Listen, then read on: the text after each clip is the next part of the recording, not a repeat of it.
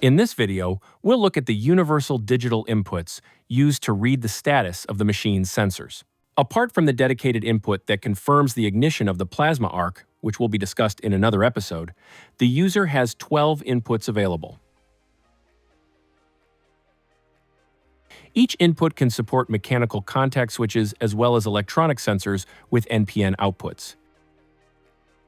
Mechanical switches with NO or NC contacts must be wired so that they short the input to GND, as shown in the diagram.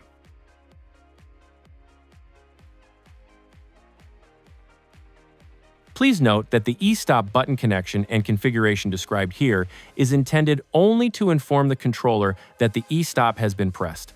It must not be considered a safety-rated emergency stop. To meet applicable standards, an independent external power cutoff, or equivalent safety circuit, must be provided in accordance with the relevant regulations and the specific machine's safety requirements.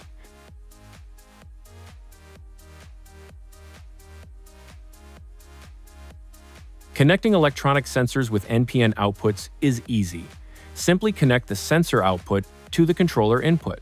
If the sensors are powered from a different power supply than the controller, the power supply negative must be connected to the controller GND. The diagram shows the most commonly used wire colors and sensors, but this is not guaranteed. Always verify it in the sensor's documentation before connecting. If you need to use PNP-type sensors, an external pull-down resistor must be added between the signal line and GND. The optimal resistance value is 2.7 kilo ohms to 4.7 kilo ohms. After correct wiring, the input status is indicated by the onboard LEDs and in the control software's diagnostics window. Each input can be assigned to any function.